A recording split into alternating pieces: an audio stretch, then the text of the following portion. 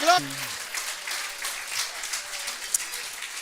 We welcome you to River of Love Christian Fellowship. It's a charged night and it's exciting night tonight. Lejl eċitanti, ċarġjat, bbażjat. Today is our regular and irregular Wednesday night service. Il-lejla service regolari u mhux daqstant regolari. Because tonight is also part of our Faith Explosion Conference. Għax il-lejla huwa parti mill-konferenza tal-fidi. And today we have a special guest speaker for our conference. U l-lejla għandna kellim speċjali. Bishop Stephen Evans all the way from England.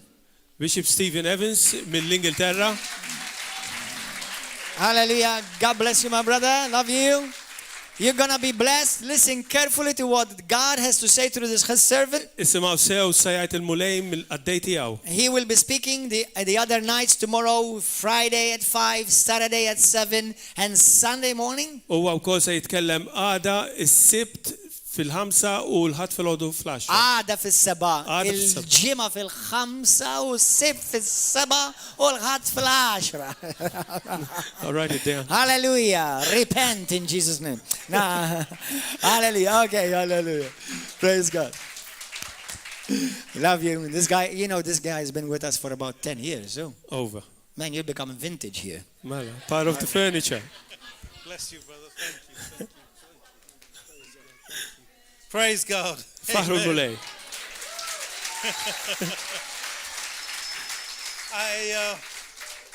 First thing I want to say is I've had such a beautiful and gracious welcome. Il-merħba li tajtuni kienet sabiħa immens. I want to thank Pastors Gordon and Mariella. Irrid nirringrazzja lil Pastor Gordon, Pastor Mariella. And yes. Thank you. And in fact, all of the people that I've met have been very warm and gracious. U fil-fatt, ma kull min tqajt kontu kollha ħelwin u grazzjużi. It's so wonderful, isn't it, in the body of Jesus Christ. Hija ħaġa ferm sabiħa fil-ġisem ta' Kristu. You travel to the other side of the world. Tmur naħa l-oħra tad-dinja. And it's like you're at home. U issa qiegħed id-dar.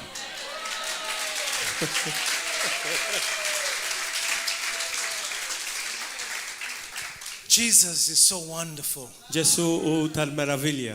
We love him. Minħobbuh. We worship him. Nadurawh. And he's real. U verament u. And he's here. U hawnhekk.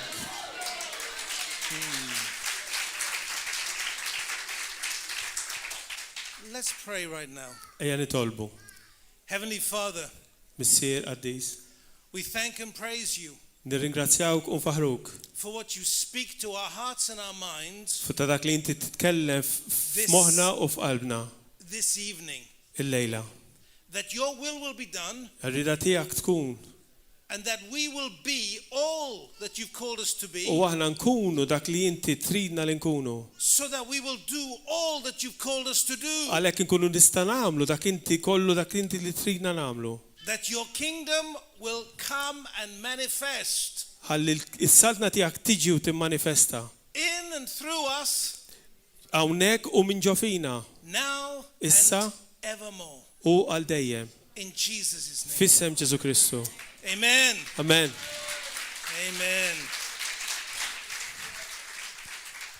Well, this evening I thought I'd share a little bit about my testimony to you. Lejla ħsibt li naqsam magħkom ftit mit-testimonjanza tiegħi. And I want to finish the testimony. U rrid nispiċċa t-testimonjanza tiegħi. By giving 3 steps to victory. Biex billi nagħti 3 tarġiet għal vittorja. Guaranteed for life. Garanzija għal ħajtek kollha. Proven. Provati. But I'll start with my testimony. Imma ħanibda bit-testimonjanza tiegħi. Now, I'm Welsh, not English. Jiena minix Ingliż, jiena minn Wales. Hands up if you know the difference. Ollu jdejkom meta fu differenza. We have our own language. Aħna għandna l-lingwa tagħna. And different alphabet. U anka l-alfabet jikbuh differenti. Not a different dialect. Mhux dialett differenti. Very different. Differenti. And I grew up in Southwest Wales, which is a place of revivals. U jiena tlajt bħala tifel fil-nofsinhar ta' Wales fejn huwa post ta' ħafna qawmien spiritwali. Hands up if you've heard of the Welsh revivals. Ollu jdejkom jekk smajtu bihom daw ir-revivals il-qawmien spiritwali li kien hemm Wales. My ancestor was Rosina Davis. Waħda mill-annit tiegħu kienet din li semma Rosina Davis. She was a revivalist Hi kienet waħda minn daw li mexxiet qawmien spiritwali. in the Welsh revival. Fil-dak li hu magħruf bħala il-qawmien spiritwali ta' Wales. And she went to Los Angeles U hija sa marret Los Angeles l-Amerika. before Amy Semple McPherson. Qabel Amy Semple McPherson. Amy Surfin McPherson. Yeah.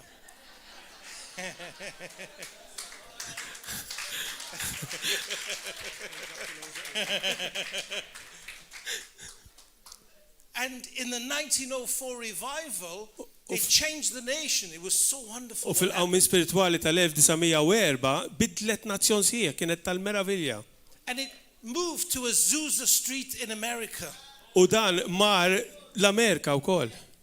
And tremendous things were happening in America as a result, U ħafna affarijiet kbar kienu qed jiġru l-Amerika bħala riżultat ta' dan. which reverberated around the world. Li dan mbagħad mar mad-dinja kollha. Wales has had some tremendous things happen. Wales kellha ħafna affarijiet kbar li ġraw minn hemm. So it's interesting for me when I visit it now. Għalhekk interessanti għalija meta jien inżur issa And my heart burns u qalbi tinħaraq because it's so desolate. għax issa qisu m'hemm xejn. We live in sad times Qed very ngħixu often. qed ngħixu żmien ta' diqa. So what we're doing here this evening Għalhekk dak li qed nagħmlu hawn il-lejla is very important huwa importanti immens.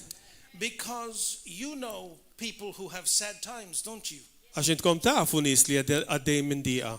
And you yourself have sad times, U don't anke you? intkom ikolkom żmien ta' dwejja. And God wants us to face all the sadness Imma Alla jridna li nħarsu kull diqa in faith.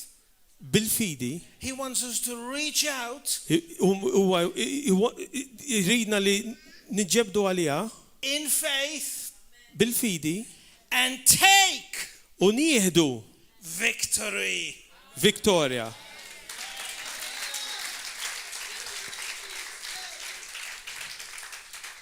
And the beautiful thing of this is U s-sabiħa hi He has equipped us u armana to reach out biex nagħmluh da and take the victory. nieħdu l-vittorja. There's no shortage of resources. M'hemmx xi shortage xi nuqqas ta' riżorsi. He called us U sejħinna to take the world. biex nieħdu d-dinja.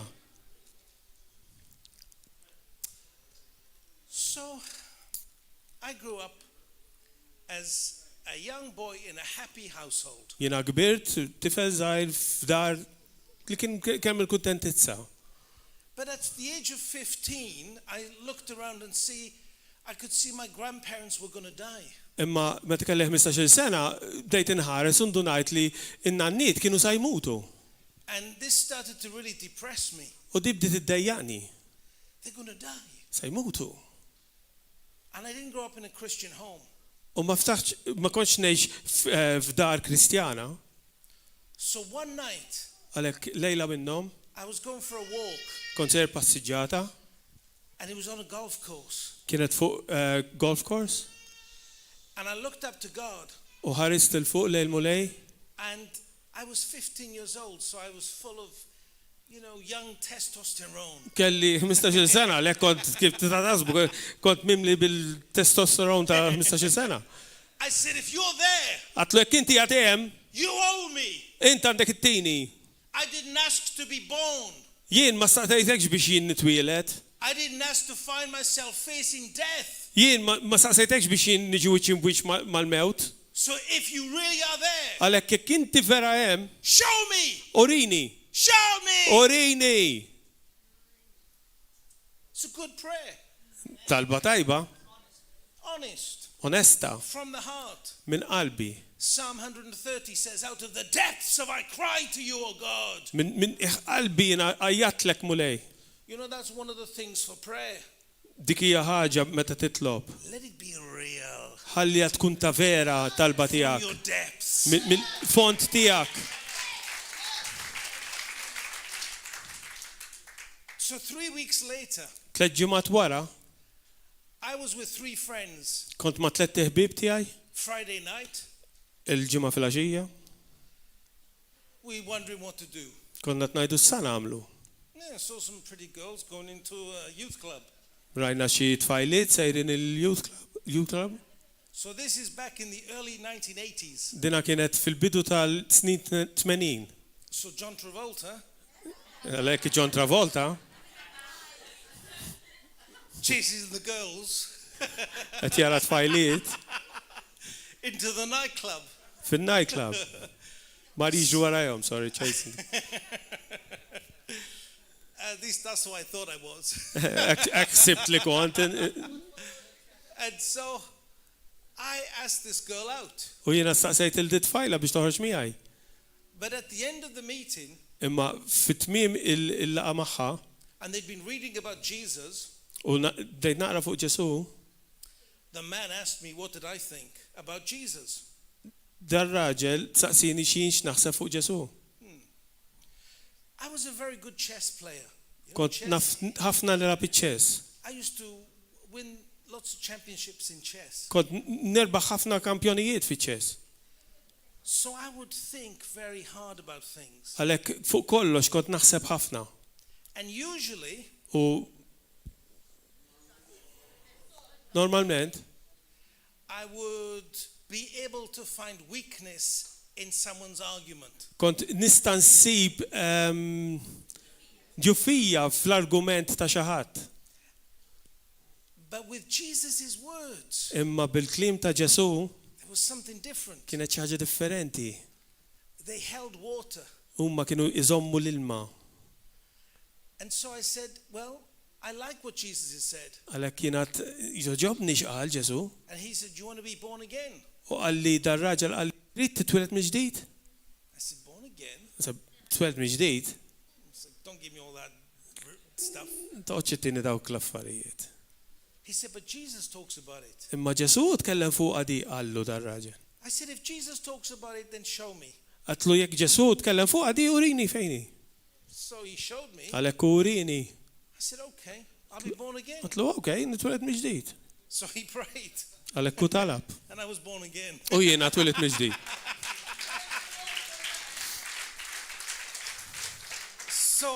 So I walked in trying to be like John Travolta, Għalhekk jiena tħall John nightclub iżni John Travolta. and I skipped out like a little boy. U ħriġt lura naqbes u nolas nitbeżaj. Thanking God, I was like a little boy again because all the worry had gone. Kont bħal tifel żgħir irġajt għax l-inkwiet li kelli f'ġorrasi telaq kollu. I really was happy in my heart. Dik li ġara f'qalbi. God had met me.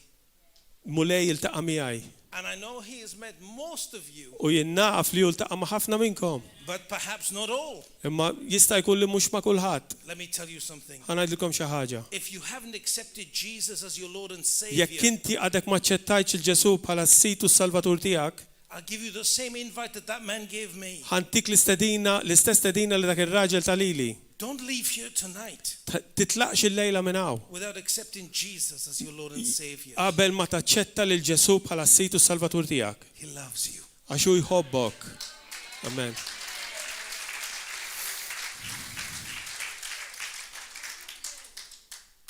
And so then life went on. U l-ħajja baqgħet għaddejja. And my mother said to me, U għammi qalt li you have to get a job. titmur taħdem. So I looked at the options of the jobs. Għalhekk ħarist x'kien hemm xogħol And the careers person in school, u like the person who gives advice, careers okay, advice, dak li jagħti il-pariri l-iskola they said you have to write down what you want to do. għalu li tikteb inti x'tixtieq li tagħmel meta tikber. Then we can find out the job that suits you. U mbagħad aħna nsibu x-xogħol li jixraqlek. So I said, I want to travel the world. Jiena ktibt irid nivvjaġġa d-dinja, I want lots of money. irid ħafna flus, I don't like working too hard. u ma nħobbx naħdem ħafna. But I like writing songs and poetry. Imma nħobb il-poezija u nikteb is-songs. So I said, I'll be a pop star like Elvis. U jiena għattilhom metlhom jiena il-pop star tagħhom bħal Elvis. Hey! Hey. So I told my mum, U għattilhom I'm going to London. sejr Londra I'm going to be a star. u sa nkun star. So I had an unemployment check. U kelli il-check tal-relief And I used that money u żajt dawk il-flus to buy a bus ticket biex nixtri il-biljett tal-karozza tal-linja to London. għal Londra. I went to London. U mort Londra. Within 4 days, Ferba tijiem I was singing in the London Palladium. kont qed inkanta fil-Palladium ta' Londra.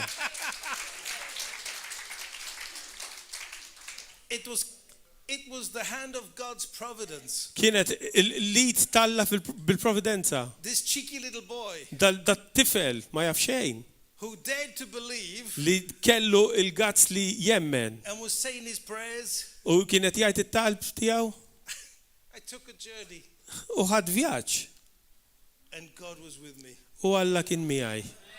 Alleluja. And within a week, U f'ġimgħa I was being managed kont qiegħed kienu qed manage me by the man who managed the Kinks and the band called the Trogs. l-istess persuna li kellu taħtu the Kings and the Trongs. You know the Kinks and Trogs? No, old bands, but the manager was Huma bands antiki imma kun għamilkom l-isma. playing. Dawk huma. You make my heart sing. You make everything Groovy. groovy. See, I'm old too. We had. It was strange, Kienet stramba, but that was the start of an adventure imma kienet il-bidu ta' avventura in the world of entertainment. fid-dinja tal-entertainment. But my heart, Imma qalbi, God was directing me, and I knew He was with me, and I knew He was helping me and directing me. kont naf li l-mulej qiegħed miegħi, kont naf li l-mulej qed imexxini hu. But I still had those desires for success and fame. Imma xorta kelli dawk ix-xewqat ta' li nkun famuż, xewqat ta' li nkun senjur. But I couldn't deny God. Imma ma stajx nirrifjuta l-Alla. So I studied theology as well. Għalhekk dejt nistudja teoloġija. But by 1996, Imma sal-1996, yeah, I was singing in the Royal Variety Show. kont qed inkanta fir-Royal Variety Show. And I was sitting in the dressing room with a famous Welshman who's a singer. U kont fi dressing room ma' kantant famuż minn Wales, Tom Jones. the Welsh Tiger, Tom Jones. And I said, and I liked Tom Jones because I liked Elvis. U kont inħobbu Tom Jones għax kont inħobb l-Elvis ukoll. And Elvis used to warm up to Tom Jones records. U Elvis kien jagħmel il-warm-up tiegħu billi kanta diski ta' Tom Jones. So I'm talking to Tom. Għalhekk jien kont nitkellem il-Tom And he says, and I say to him, I said, did you always think you'd be a singer? u jien għatlu inti dejjem ħsibt li sa tkun kantant? He said, you know, it's a calling. U għal sejħa din. And when he said, you know, it's a calling, U meta qal li din hi sejħa, God spoke to me. il-mulej kellimni. God spoke to me and said, Il-mulej kellimni u qal, I called you jien sejjaħtlek to preach. biex tipritka. And that night I made a decision. U dik il-lejla jien għamil deċiżjoni And I walked away from all of that u tlaqt dak kollu and made a choice u għamil għażla to pursue biex nimxi the gospel cause. wara il-Vanġelu tal-mulej.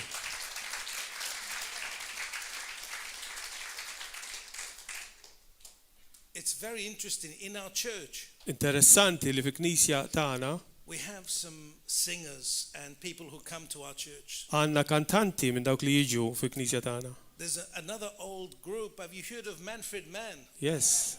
Gruppi ieħor jismu Manfred Mann. There she was, just walking down the street, singing. Snapping her fingers and shuffling her feet. Looks good, looks fine, looks good, it looks fine, and I nearly oh yeah, start her.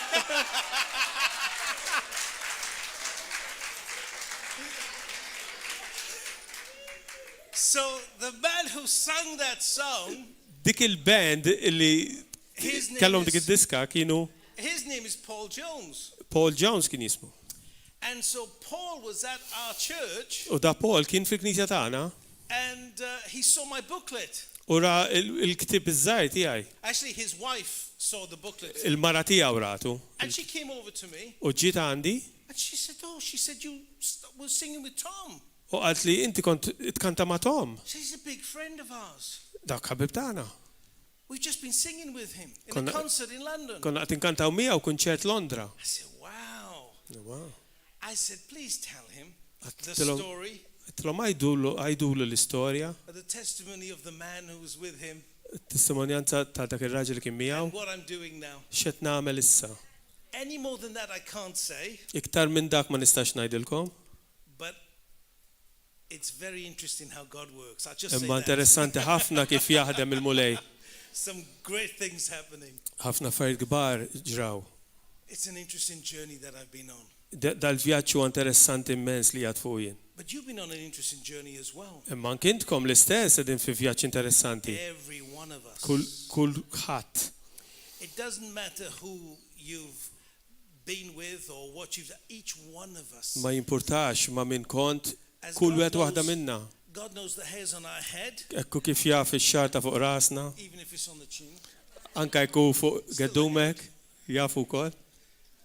And he cares and sees each one of our stories. U jarana u jara l-istorja ta' kull wieħed waħda minna. U jimpurtax. One of the things I want to convey to you U waħda mill-affarijiet li nixtieq ngħidilkom is your value. Il-valur tagħkom. You are so precious. Inti prezzjuż immens. So valuable. Inti ta' valur kbir. So wonderful. Tal-meravilja. And the enemy, U l-għadu, his big plan, il-pjan kbir tiegħu is to get you discouraged, u li jneħħilek il-kuraġġ, get you stressed out, jistressjak, get you feeling that you're no good, iġalek temmel li inti m'intix tajjeb għal xejn. shoots arrows of condemnation. Il-ħin kollu bil-vleġeġ tal-kundanna. How could you think that? Kif tista' taħseb hekk? Call yourself a Christian. Inti tajt li int Kristjan. And the battlefield is in the mind. Il-gwerra hija fil-moħħ. And it doesn't stop. U ma taqafx. But he's given us the tools to overcome it. Immu tagħna l-lodda biex di inkisruha. Let me just do something very quickly. Ħana me xi ħaġa malajr? Just a quick little point. I expect you've done this before, but I want to do it right now. Naħseb li di għamiltuha darb'oħra ma rid nagħmilha issa stess. This involves every one of us. Di rrita li kun kulħadd, kull min qiegħed hawn. When I drop the hanky down, Meta waqqa l-maktur, every one of you kull wieħed waħda minnkom and us, u aħna we're going to count up to 10 sa noddu mill-1 sal-10 in our minds. f'moħħna. Not out loud, Mhux minn fomkom, in our minds. f'moħħok. And we count at this pace. 1, 2, U sa nodduhom dal-pass. 1, 2, 3. counting from 1 to 10. Sa noddu mill-1 sal-10. Are you ready? Lesti? Are you ready? Lesti! Here we go.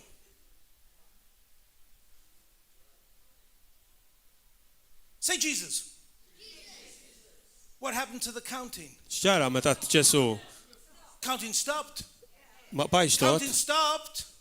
Waqaf li Counting stopped. waqaf li bdejtot? Hold on. Minuta. That means Dit that the fisser spoken word li il-kelma li toħroġ minn fommok has more power għand iktar qawwa than the thinking in the mind. Minn dak li għaddej minn ġo moħħok. Glory! Hey! Halleluja. Glory! Gloria al mulej.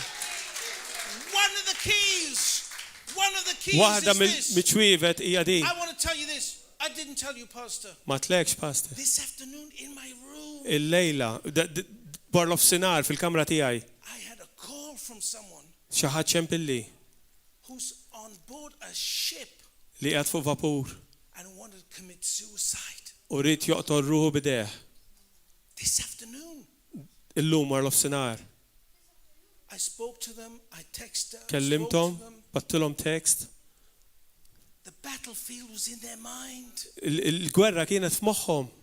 And the enemy comes and he says, you're no good. U l-għadu jiġi u jgħidlek int minn tajba xejn. Oh, you didn't read your Bible this morning. Ma qrajtix il-Bibja dal-għodu. Oh, you missed the meeting. Ma morx il-laqa. Oh, you did this. Għamiltek. Oh, you did that. Għamiltek. Oh, you're not so good. Mintix tajjeb. And all of the time, listen to me. All of the time, U l-ħin kollu. he tries to get us U jiprova li ġibna to focus on our work, biex aħna namlu l-fokus tagħna fuq li qed namlu. on our works, Fuq li qed namlu, fuq l-emejjel tagħna. instead Minn of flok fuq the very finished work, dak il-xogħol the lest. completely finished work, Il-xogħol the kompletament entirely lest finished work of Jesus li Christ jagħmel Ġesu on the Kristu fuq cross. is-salib. Alleluja. It's finished. Alleluja. U mitmum, alleluja. Alleluja. U mitmum, alleluja. It's finished. Hallelujah. Alleluja. Jesus, Jesus, Jesus, Jesus, Jesus, Jesus, Jesus, Jesus. Oh, hallelujah. Finished. Mitmum, Finished. xogħol mitmum. No guilt. M'hemmx tija, No shame. m'hemmx mistħija, No condemnation. m'hemmx kundanna. Sorry if I got a bit loud. Sorry. Sorry, ħajjat daqsxejn.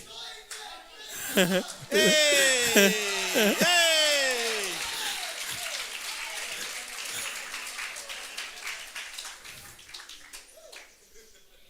The thing is this. L-affari hija din. I have Jien għandi 3 points I want to conclude with tonight. 3 points għandi 3 punti u nieqaf that always lead to victory. li dejjem imexxuk għal vittorja. We know we're in a war. Nafu li aħna fi gwerra, We know we're in this battle. nafu li aħna f'battalja, But the weapons of our warfare imma l-armi tal-battalja tagħna are mighty. huma ta' qawwa kbira. The question is, Il-mistoqsija hi do we employ them? aħna nużawhom.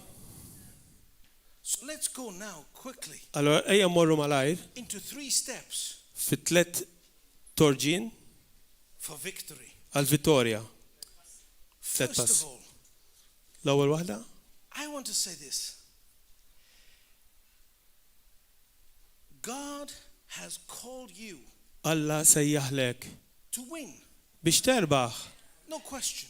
M'hemmx mistoqsijiet. He's called you and equipped you to win. U in life. sejjaħlek biex terbaħ fil-ħajja. We are the royalty of this world. Aħna il-royal, il-ġens reali ta' did-dinja. You and I. Intkom u jien. Romans 5:17. Romani 5:17 They that receive an abundance of grace li tirċivi abbundanza ta' grazzja and the gift of righteousness. u gift of righteousness, id-don ta' ġustifikazzjoni tal-Alla Shall reign in life. huma jirrenjaw fil-ħajja. Not might reign in life. Mhux forsi jirrenjaw fil-ħajja, Not on good days will reign in life. mhux fi ġranet tajbin jirrenjaw But they fil-ħajja, shall reign huma jirrenjaw in fil-ħajja. life Fil-ħajja. and walk through this life U jimxu f'dil-ħajja not as a victim mhux bħala vittma but as a victor. imma bħala wieħed vittorjuż. The call of Jesus Christ Il-sejħa ta' Ġesu Kristu is very strong. u hija ta' qawwa kbira. It's a kingdom call. Hija sejħa ta' saltna. Whoever reigns in life, you know, for me coming from the UK, Dawk li jirrenjaw fil-ħajja jien niġi mill-Renju Unit. when I hear reign in life, Meta jien nisma' tirrenja fil-ħajja, I think of Her Majesty Queen Elizabeth. jiena naħseb fir-Reġina tal-Ingilterra, tar-Renju Unit. She reigns. Tirrenja. And she gives us a picture of what it is to reign. U hija tina stampa xi tfisser li tirrenja. She issues an order. Tagħti ordni. It's done. Jagħmluha. There's no fussing. M'hemmx paroli. It's done. Lesta. Because she lives Għax tgħix in the kingdom. fis-saltna. And she recognizes U jtafu da her authority l-awtorità tagħha in the kingdom. fis-saltna. Now this is an equation Din hija equation that's very important. li hija importanti ħafna. Knowledge Arfin leads to authority, jieħdok f'awtorità and authority used u l-awtorità li tuża manifests in power. timmanifesta f'qawwa.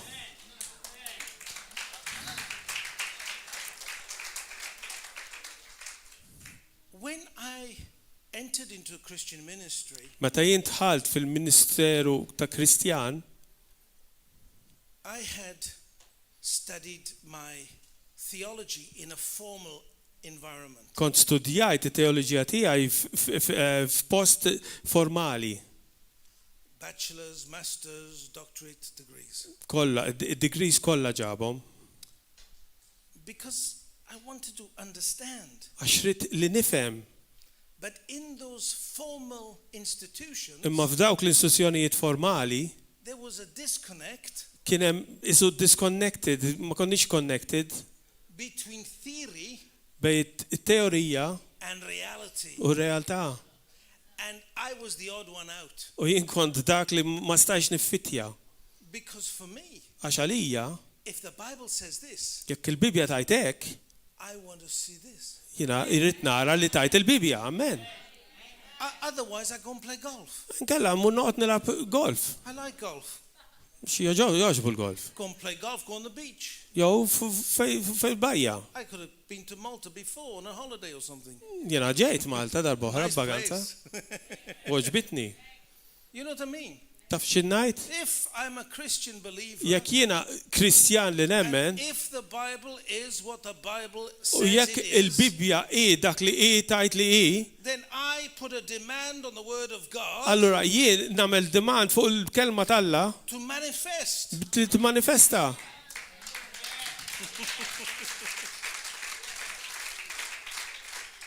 Very soon Dal-waqt into the ministry, fil-Ministeru we were seeing tremendous miracles in the church. aħna rajna ħafna mirakli kbar fil-Knisja. And the secular press were putting our stories on the front pages of newspapers. U meta il-qabdu tal-gazzetti u bdew jagħmlu l-istejjer tagħna fuq il-paġna ta' quddiem. Seeing blind eyes opened, Bdew jaraw l-omja jaraw, the lame walk, dawk fil-wheelchairs umu jimxu, many tremendous things happened. ħafna affarijiet kbar ġraw. What I learned was, Li tallimt kien if I minister jekk jien nimministra in the name of Jesus, f'isem Ġesu Kristu, Jesus Ġesu is ministering jimministra through me. minn ġo fija.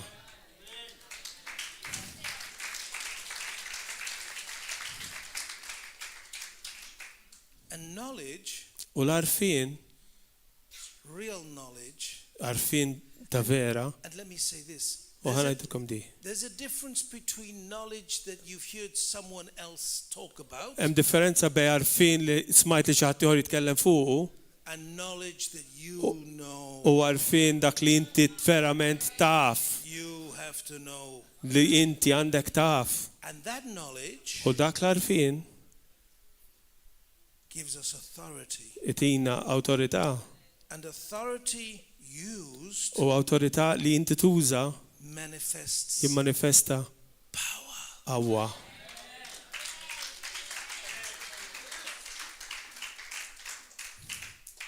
And we were having calls of people, and people were surprised. My mother U konna qed niġu msejħa minn nies ommu was living in Wales still, kienet għadha toqgħod Wales and we have a famous shop in the United Kingdom, u għandna ħanut famuż fir-Renju Unit. Marks and Spencer's. We have it here too. Marks and Spencers. And she said, We- she telephoned me one day. U ċemplit li darba She fost said, oħra. Stephen, Għad li Steven. you're on the front page of the South Wales Evening Polls. Qiegħed fuq il-paġna ta' quddiem fuq il-gazzetta ta' Wales. I said, it's a good story, Mum. Għattila Relax. ma għattila tigwetax, storja sabiħa. The secular press Il-moment li il-press tal-gazzetti reporting the miracles of God. bdew jirrapportaw il-mirakli talla. Amazing. The only time it's happened, as I understand, Darboħra di ġrat kifu jifima darboħra biss on the front pages of secular newspapers, fuq il-paġna ta' qoddim ta' gazzetti u dawn mhux gazzetti kristjani, daw gazzetti li joħorġu normali, sekulari. was with a man called Smith Wigglesworth. Kien meta raġel jismu Smith Wigglesworth, It's a nice company to keep. hija kumpanija sabiħa li kollok ma dak ir-raġel. So, 3 steps to victory. Għalhekk daw it-tlet passi tal-vittorja. Number 1, make this decision Waħda, għamel di deċiżjoni and make it a very clear decision. u għamela ċara A id-deċiżjoni. a strong decision. Deċiżjoni b'saħħitha. Decide this deep inside. Deċidi ġewwa qalbek, fil-fond ta' qalbek. And this comes, from spending time U with God. u din tiġi meta inti tqatta' ħin mal-mulej.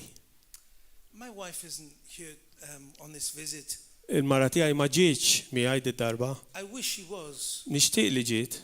But let me share with you what happened when we first got married. Imma ħanaqsam magħkom x'ġara meta żżawwiġna.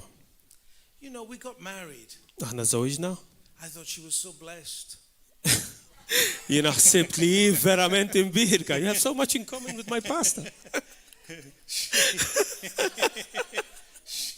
She said, so we move into the house, Għad li issa morru fid-dar and then she started to describe this thing that we have in England. u jibdet tiskrivi di l-affar li għandna l-Ingilterra, You find it in kitchens issiba fi kċejjen by the sinks. ma fejn sink. It's like a green liquid. Huwa likwidu aħdar, You add water to it. iżidu l-ilma It's an amazing thing. xi It ħaġa makes bubbles. u tagħmel il-bżieża. You know. You have it here as well. Tafu di bija ta' You have għandkom. it here. I was finding all sorts of new things out. Kontet In the bedrooms. niskopri dawn affarijiet ġodda Yeah, in the bedrooms. fil-kmamar tas-sodda. Those awkward big wooden things. Dawk l-affarijiet kbar tal-injam. You can fit clothes in there and hang them nice. Da tagħmel ħwejjeġ fihom u tdendilhom hemm ġew. I used to like the chair, just put it on the chair. Jien fuq is-siġġu kollox kont inqed qabel. I was discovering all sorts of nice things. Kont qed niskopri ħafna affarijiet sbieħ. But you know what? Imma tafu x'ġara. After 2 years with my wife, Wara sentejn ngħix mal-mara, I had grown sensitive to these things. kont qed nikber sensittiv għal dawn l-affarijiet. And now I start to do the dishes. U issa qed nagħmel il-platti. I start to hang things up. U issa qed indendel l-affarijiet. I want to please her. Għax irid noġobha. I'm very, very wise decisions I've made. Għamilt ħafna deċiżjoni taqlin. I worked out if I please her, Jiena ħsibt li jekk il-ġoba lila, it works good for me. dina tkun xi ħaġa tajba lija. Wisdom. Għaqal. Amen. Amen. I want to hear the man. Amen. Amen. But this is what it's like with the Lord. U hekk u mal-mulej. Now sometimes I Kultant, could walk past the kitchen jiena ngħaddi mal-kċina I can sense what my wife is thinking even though she hasn't said anything regarding those dishes. u jiena naf x'inhi taħseb il-mara għalkemm ma qalitx xejn fuq dawk il-platti li hemm fis-sink. I'm developing sensitivity, Jiena qed nikber fis-sensitività. perception, Nkun naf sensitivity. sensitività u kun naf x'inhu jiġri. It's just the same with God, Mhux sink da biss. just the same with Him. U l-istess miegħu. Walking every day with our wonderful Savior. Nimxu kuljum mal-meraviljuż Salvatur tagħna. Being sensitive to the things of God. Inkunu sensittivi tal-affarijiet talla.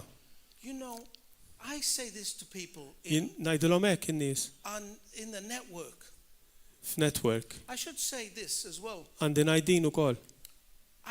I'm the senior pastor of a local church, Jiena senior pastor fil-Knisja lokali, but then I help to train pastors imma mbagħad nittrejnja pastors oħra. and then ordain pastors for the ministry. Namlu ordinations għal pastors oħra għal ministeri. And it's a joy for me to see the U għalija wonderful things that dan happen. huwa fer kbir li naraw affarijiet kbar jiġru fil-knejjes. But all of those things that we do, Imma f'dawk l-affarijiet kollha li nagħmlu, I wouldn't think of it in my mind. ma naħsibx fiha f'moħħi din, It comes from the leading of the Holy Spirit. tiġi mit-tmexxija tal-Ispirtu Santu, Sensitive to God. sensittiv għall affarijiet talla, It's so simple. ħaġa sempliċi.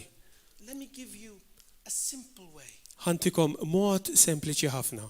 to walk circumspectly, as the Apostle Paul says. He says we should walk circumspectly. Picture, if you will, with me. Biex timxu kif qalinna San Pawl. 4 jars here. Plastic containers. Immaġinaw għaw 4 containers tal-plastik. Cylinders. Just Cilindri. cylinders. 4 of them. 4. Can you see them? Tarawhom? Can you imagine them? Tistgħu timmaġinawhom? Visualize them. 4 of them. Tistgħu timmaġinawhom għaw 4. One of them has prayer at the top. Wieħed minnhom għandu it-talb fuq. One of them has the word on the top. Wieħed minnhom għandu il-kelma fuq. One of them has worship at the top. Wieħed minnhom għandu qima fuq. One of them at the end there, evangelism. U l-aħħar wieħed għandu evanġeliżmu. We worked out that we can measure how much time we poured into each one. Aħna nistgħu nkunu nafu kemm innamlu ħin nitfgħu f'kull wieħed minnhom. To walk circumspectly, Biex- as the Apostle Paul says, Timxu kif qalinna San Pawl, the word in the Greek comes from circumference. il-kelma fil-Grik tiġi mit-circumference, id-dawra, To see the whole of yourself. biex tara inti kollok. And visualizing this U meta tara din, helps us to see the whole of ourselves. tejna biex naraw lilna nfusna. Now, you could add a couple of other things here, television, Tista' tagħmel xi affarijiet oħra bħal television, or the devil vision, as I call it. Devil vision, and a few other things maybe. But let's just stick with the 4. ma tista' tagħmel oħrajn imma hija naqogħdu berba. How much time every day do you pour into this one? Kemm tagħmlu ħin Prayer. f'dan fit-talb How much time kuljum? into evangelism? Kemm fl-evanġeliżmu? How much into worship? Kemm ħin f'qima? How much into the word? Kemm ħin fil-kelma? See, it's just walking circumspectly, Dina nimxu kif qalinna Pawlu. visualizing those things. It's so simple, but Sempliċi ħafna. point 1, L-ewwel punt. difficult to get to the points tonight. Hi diffiċli biex nagħmel punti llejla.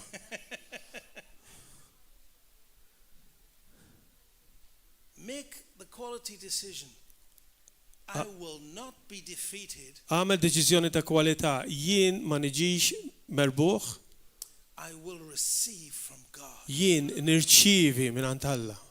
In a fight, Fi ġlieda and we are in a fight, u aħna qegħdin there is f'battalja. a fight on for your mind. Hemm ġlieda fuq moħħok. The fight is here to stop you being committed to this beautiful church. Amen. Hemm ġlieda biex inti ma tkunx impenjat f'dil knisja mill-isbaħ. a fight stopping people. There's a fight going on for people's minds Hemm to try ġlieda and trick them, biex twaqqaf in-nies tipprova titrikkjahom f'moħħhom. take them away from biblical leaders. Toħodhom il-bot minn dawk il-mexxejja li jimxu mal-Bibja. A fight is going on all the time Hemm ġlieda għaddejja l-ħin kollu for your attention, għall-attenzjoni tiegħek, for your life. għal ħajtek. So make the decision. Għalhekk Point one. għamel deċiżjoni. I will live in victory. Jiena ngħix il-vittorja. I will receive from God. Jiena nara mingħand Alla.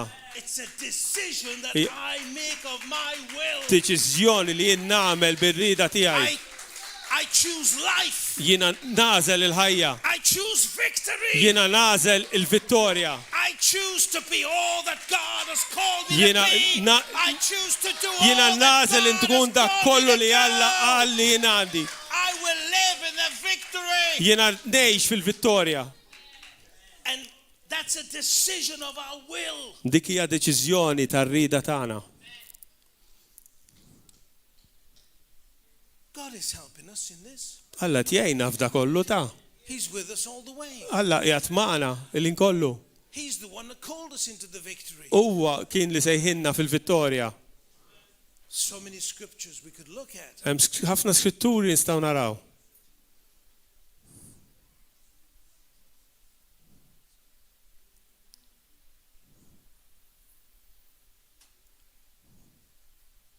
Peter 2:9. L-ewwel Pietru 2:9. But you are a chosen generation. Intkom ġens mażul. A royal priesthood. A holy nation. Intkom royal priesthood. His own special people. That you may proclaim Li intkom tkunu tistgħu tipproklamaw the praises of him it-tifħir tiegħu who called you out of darkness li sejħilkom midlam into his marvelous light. fuq dak id-dawl meravolus.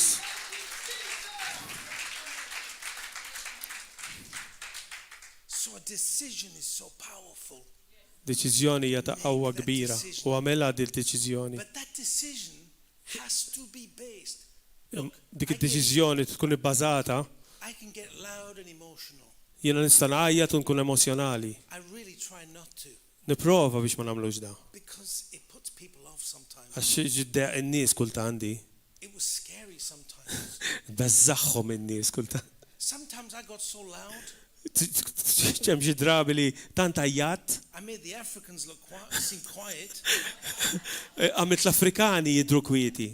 and I even scared myself. U bdejt imbeżza li l-nifsi. Now that's saying something. Dik qed tajt xi ħaġa.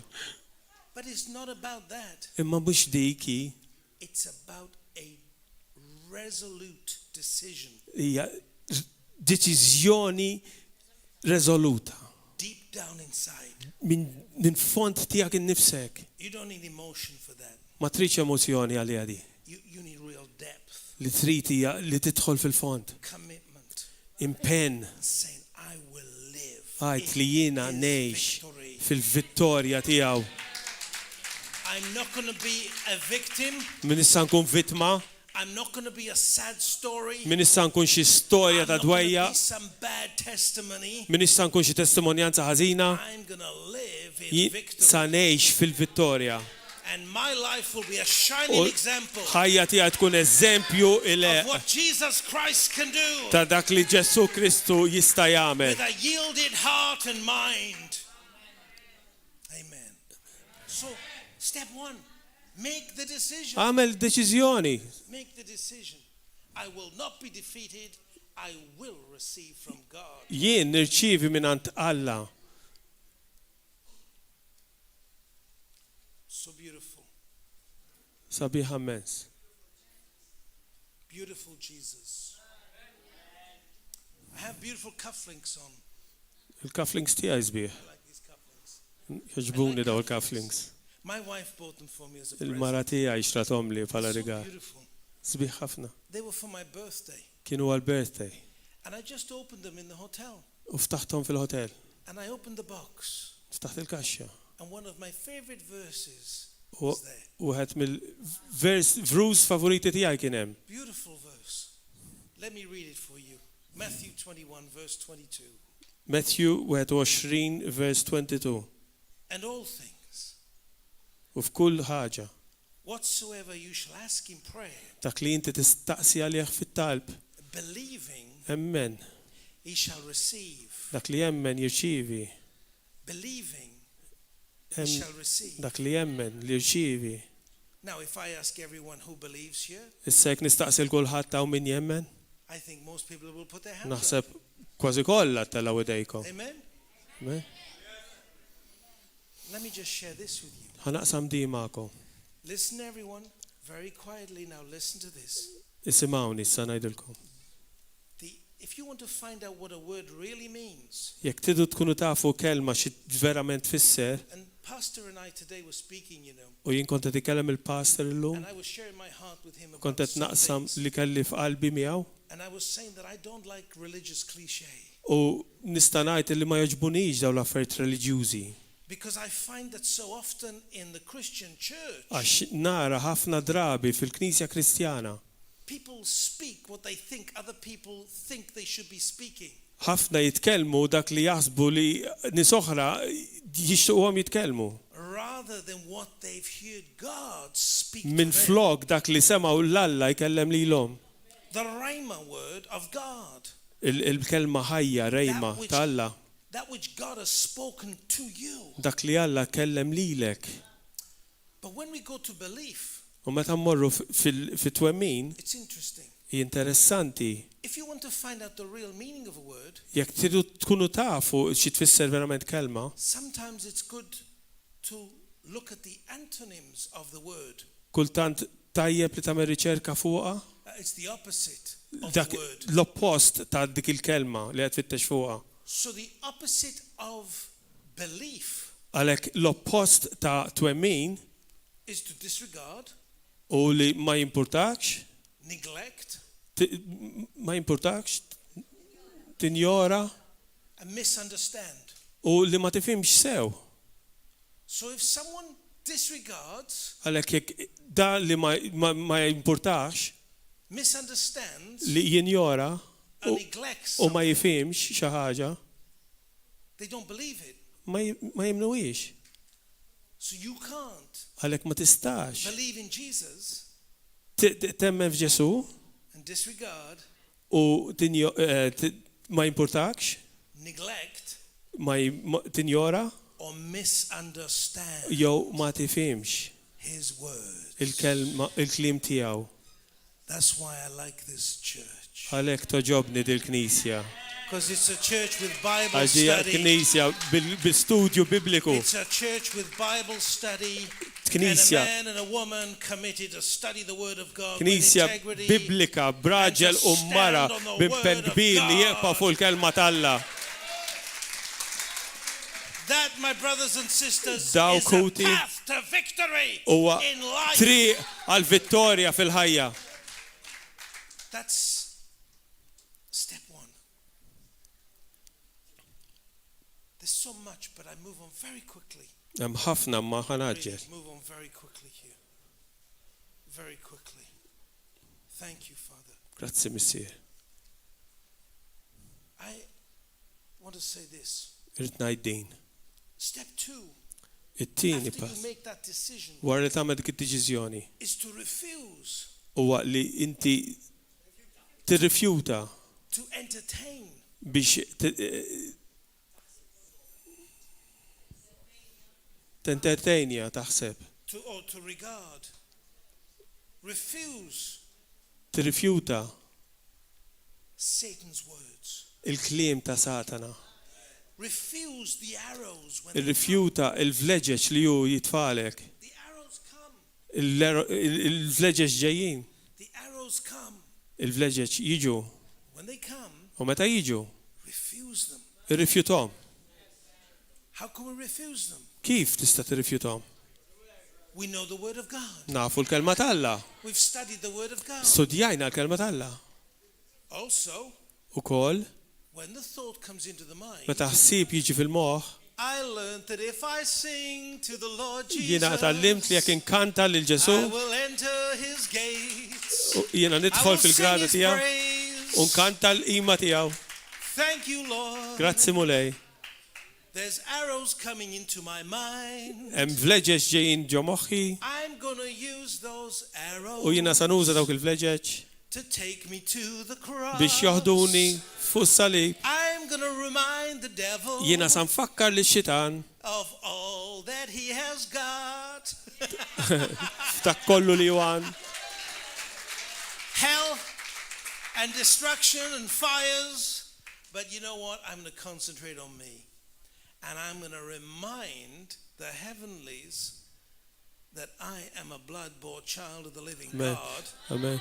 I made the decision to walk in victory. Jiena għamilt deċiżjoni I made biex the nimxi decision to fil-vittorja. walk in faith. Jiena għamilt deċiżjoni biex nimxi I will never fil-fidi. fail. I will Qatt not musa lose. falli. I will Jien mhux sa see nitlef. What God wants for Jiena me sa in my nfittex life. dak li Alla jrid I choose fil to ħajti. live my Jiena life as nażel someone biex ngħix ħajti who's reigning in life. li qiegħed jirrenja fil-ħajja.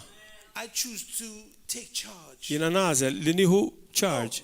Oh, the circumstances are going against me. Iċ-ċirkostanzi ġejjin kontrija. I look, Okay. I look here. Father, I thank you. I think, Missier, ringrazzjak. this is what I do. Hekk I've sanam. gone to the tool cupboard. Sammur I found what I fil-kaxxa needed, tal-għodda, and then I employ it. nsib l-għodda li għandi bżonn Beautiful. u nuża. I loved listening this afternoon to the beautiful testimony of your beautiful children. Testimonjanza ta' tfal tal-pastor birkitna ħafna And World of beautiful Sinar. young boys. And mummy couldn't have children. il-fatt li Marjella ma setax kollha tfal, And daddy made a decision. imma il-missier għamel deċiżjoni. Hallelujah. That's what I'm talking about. Hekk, għal fuq dawn That's l-affarijiet what qed I'm talking nitkellem. about. My sister, it reminds me of my sister. Ifakkarni foħti, I went down to Wales, Mort Wales, and my sister was in my mum's house. u oħti kienet għand My Tommy, dad. And ma' missieri, all her mascara was running down her u face.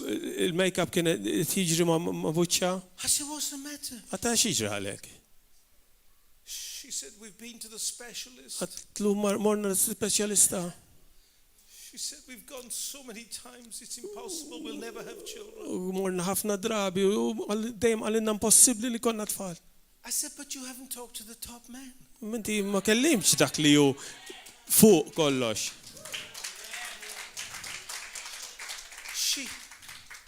She wasn't a believer at the time. She goes, oh, Ma kienieċ temmen di, u bdiet taqleb għajnejha. he's going on about Jesus again. Nża jerġa' jibda fuq Ġesuda.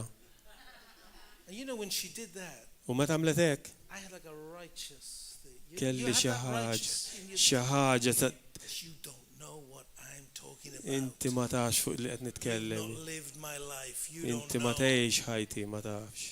I said, I'm going to pray. Jien sa nitlob. You will be pregnant. U inti And tinqabad when you are, u meta go toħroġ and tqila thank God. mur irringrazzja lil Alla.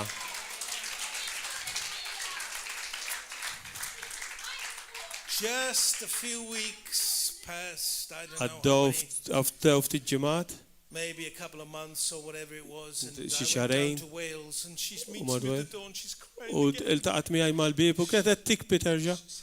She said, Għatli, jiena tqila.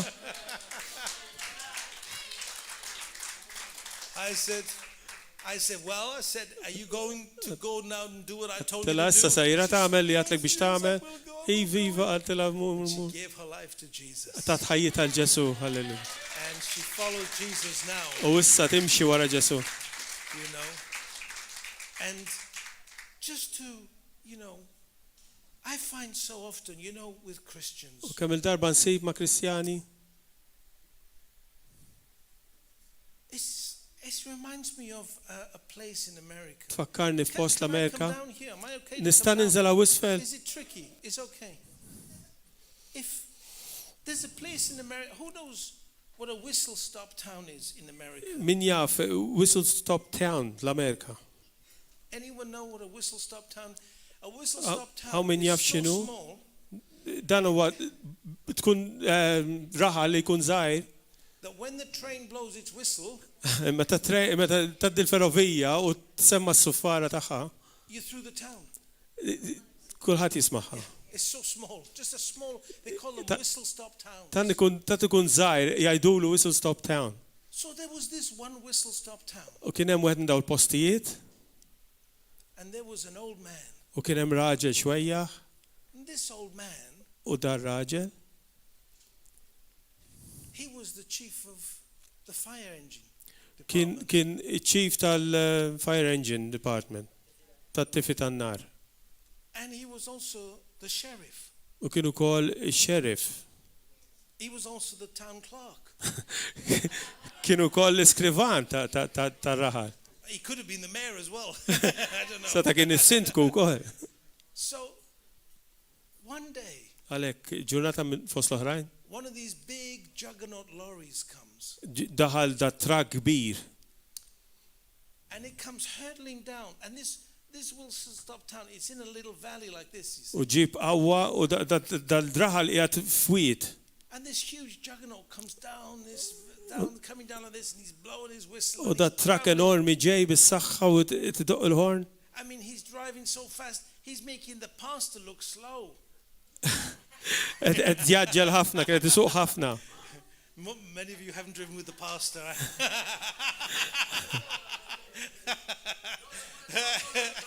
Yeah. So he's driving down so fast, and this old man, U dar raġel ix-xieħ he gets out, you know, he's ħareġ just rocking away on the rocking chair. qiegħed fuq ir-rocking chair What's jitbandal. going on over there? Għalhem x'inhu And he jiġri. walks into his office U jimmur fl-uffiċċju tiegħu, and he opens up the drawer jiftaħ il-kexxun and he pulls out that little badge u joħroġ dik il-badge and he puts it on there. u qiegħda fuq sidru. And he takes his small little frame and he shuffles U mar out like this. bil-mod il-mod And he shuffles to the middle of the road. u mar f'nofs ta' triq He's walking there and he just hands his hand out u like għamillu this. jdehek. Oh, and this man in the juggernaut, he's U dar there. raġel fit-trak He comes, he pulls up, in- the veins on his neck. għafas il-break, il-vini bdaw jaqbżu minn ġonqu Face is red. u biċċu aħmar nar. What is this fool Da doing? x'inhu jagħmel dal-baħnan? Jumps out of the cab, Joħroġ mill-kabina, storms up to him, jitla f'deħ and he says to him, u jgħidlu and he sees the badge. u jara dik il-badge. He sees the badge. Jara l-badge tax-sheriff. And when he sees the U meta badge, jara l-badge he goes from this jiġi minn hekk għalhekk. to this.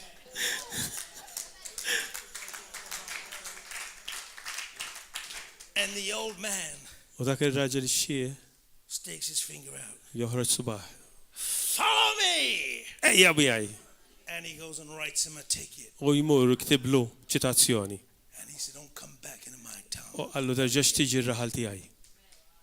Now, my friends, Issa ħbib tiegħi. you got a badge. Intkom kollha għandkom badge.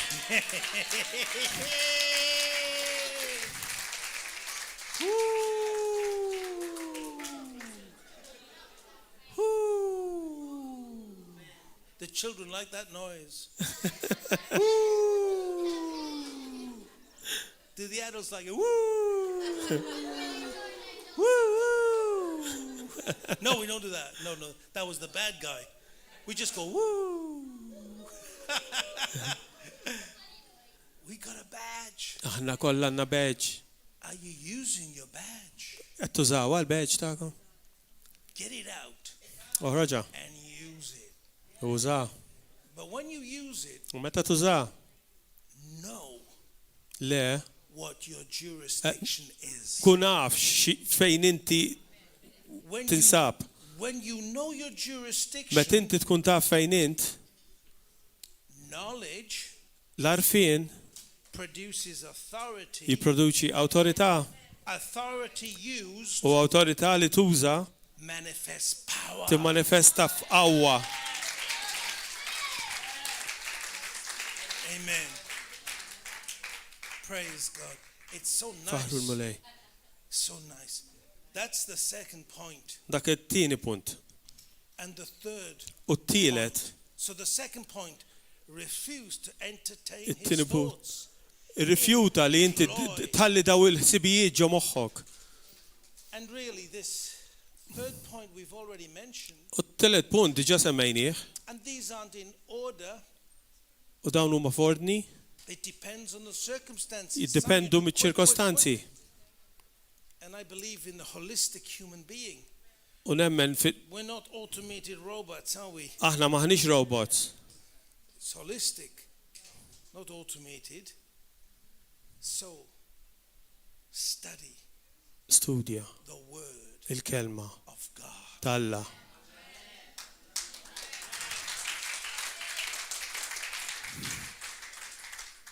And this is where it's such a blessing for me to be here this evening because U hawn hi fejn barka kbira lija li jagħtaw il-lejla. I know I'm in a church Naf li qiegħed fi knisja that teaches this li tgħallem dan kollu and understands this. u tifhem dan kollu.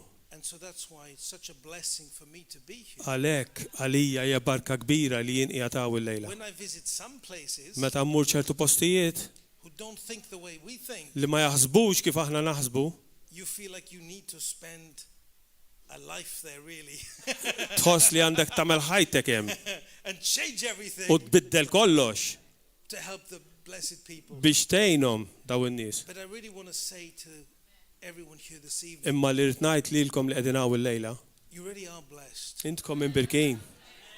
And I'm sure you know it. U naf nisab sikur li intkom dan tafuh. Beautiful River of Love Church. Għandkom knisja verament sabiħa.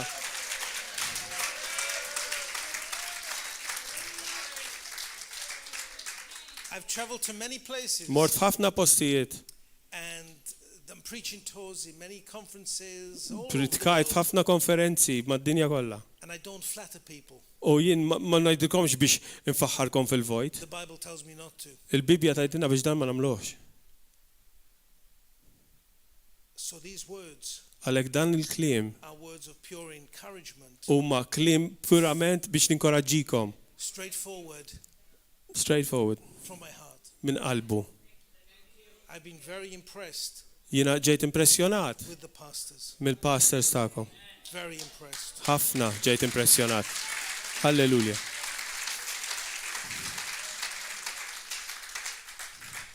And this week, U dil-ġimgħa I'm sure I will learn from them naf żgur li jinsa nitgħallem minn għandhom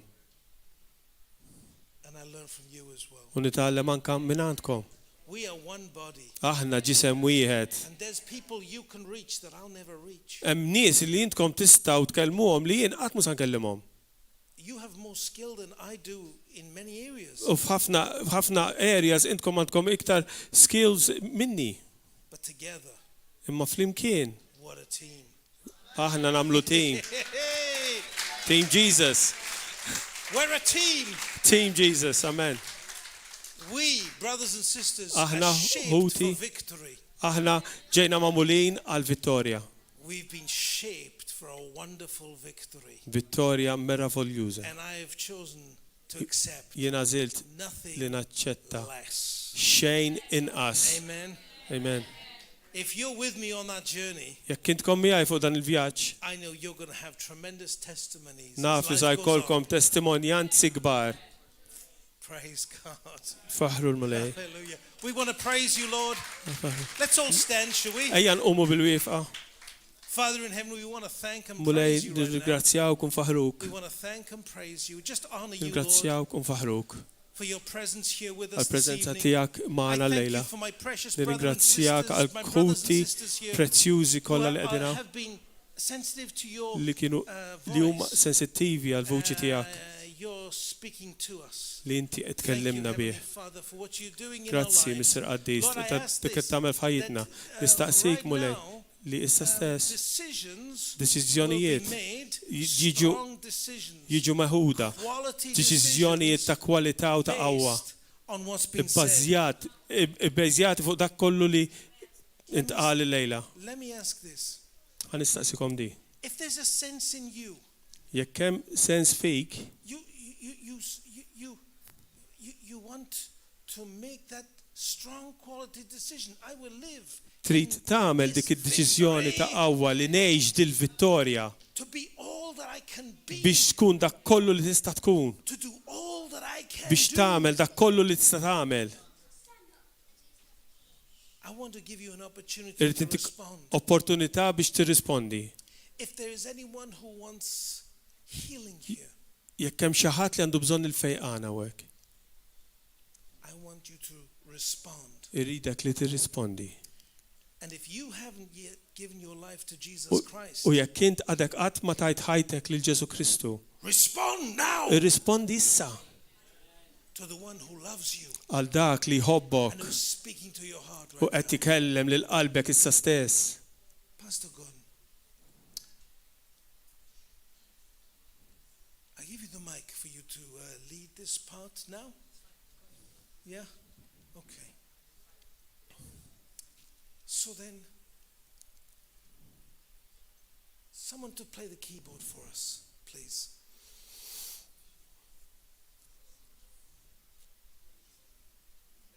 Xaħat tiġi hawnhekk ma nafx hekk hawn xek. Thank you, brother. Just biex nidilkom malajr, ħanieħdu offerta antom uħerġin number 1 ħajsir it-talb. First we're gonna pray, okay? Imma min jixtieq jagħti offerta ħajmur għall-Ministeru ta' dan ir-raġel tal-mulej, ħajkun hemm tnejn min-nies bil-offering bag hemm wara. Min jixtieq jagħti offerta, please jagħti offerta ħalli ħatmur 100% għall-Ministeru ta' dan ir-raġel li għandu kol ministeru madwar id-dinja anka orfni u missjonijiet. Just soft like background. And so, U għalhekk anyone who wants to make Jesus their Lord and Savior, put your hand up. hawn xi ħadd li jrid għall-ewwel darba jagħmel il-Ġesu is-sit u s-Salvatur tiegħu, olli jdejk. Just come down here. Anyone else? Hawn xi ħadd ieħor, Just come down. ejjew quddiem. Jekk intkom qatt ma miltu l-Ġesu s-sit u s-Salvatur tagħkom.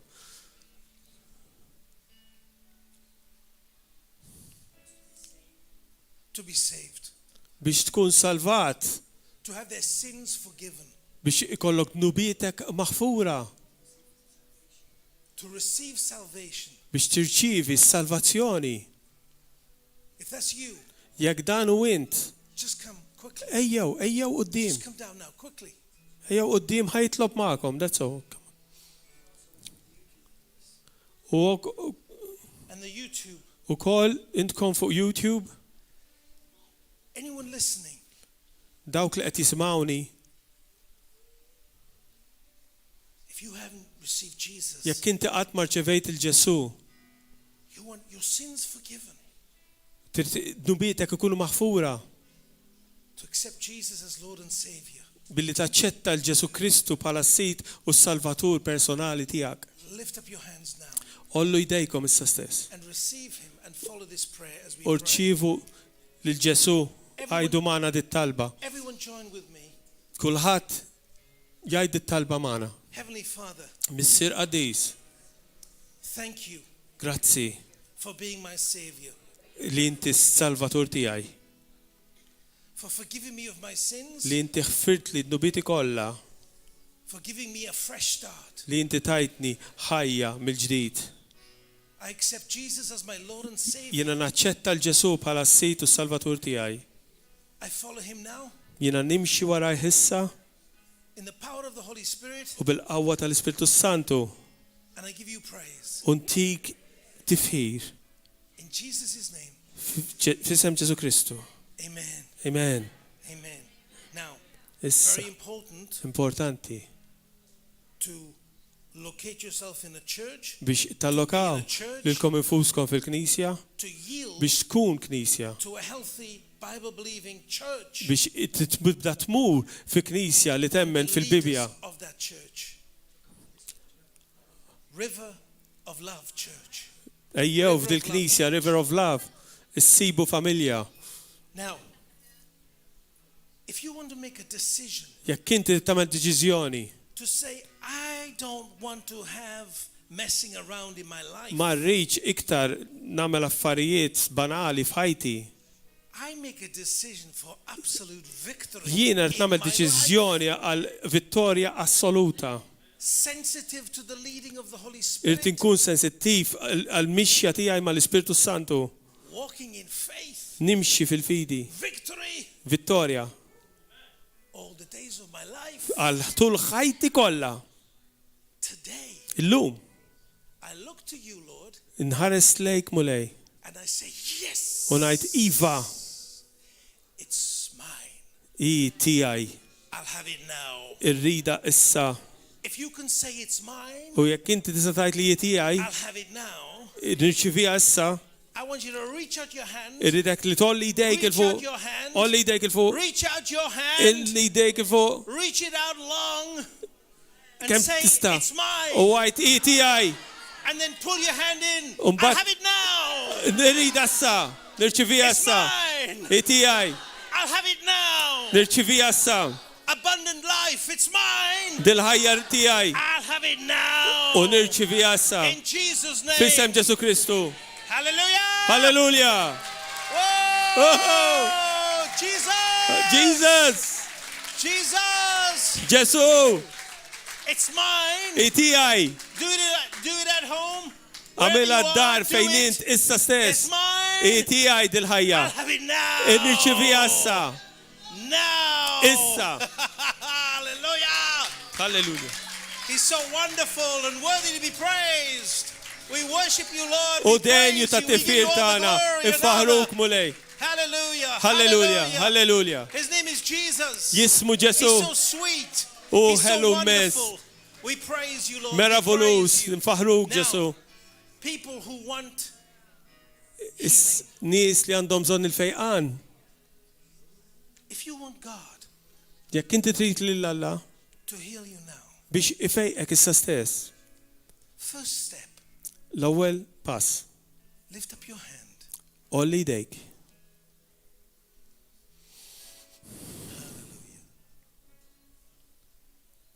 Second step, It-tieni pass.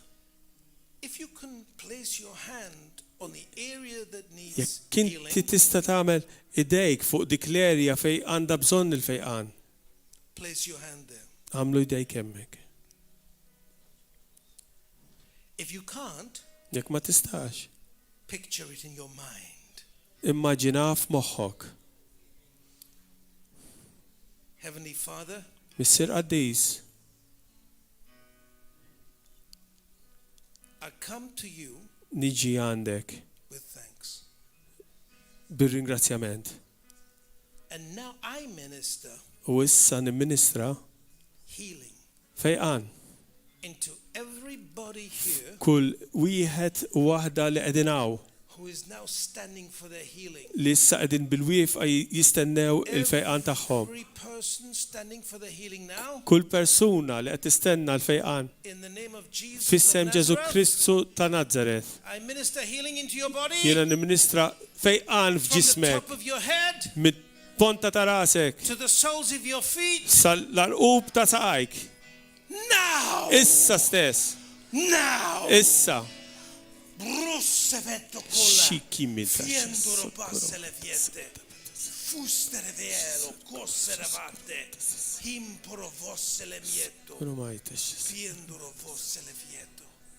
Thank you, Father God, for what you Grazie, alone Mr. are doing. Qaddis, ta' dak What li you qed alone tagħmel. can do. We give you praise and Intuk glory, Lord. ima u glorja We thank mulej. you and praise you. Ifaħruk mulej. We thank you and praise you. Grazzi mulej, ifaħruk. Hallelujah. Halleluja. Hallelujah. Hallelujah. And now, I'm going to come down and pray with people. Issa sa ninżel u nitlob man-nies. Yes. We just want to say thank you, God bless you to all the YouTube viewers. Be with us tomorrow. Grazzi intkom li qegħdin fuq YouTube li kontu magħna. Be with us tomorrow at 7 p.m. Għada tistgħu teġu tkunu magħna Come for fis-7 the flaxija. conference. Ejjew. In the afternoon, there are sessions also at 1 Ejjew. and 2:30. Fis-sija u fis-satej u nofs mis-sessjonijiet. And on Friday from 9 till U 1. l-ġimgħa mid-9 sas-sija ta' And filgħodu. from 5 o'clock and 7 o'clock U sessions. fil-5 u fis-7 hemm Same with sessjonijiet oħra. Saturday L-istess and is-sibt. 7 o'clock and 10 o'clock on Sunday morning. U fl-10 ta' filgħodu God bless you. nhar il-ħadd. See you here. Mulej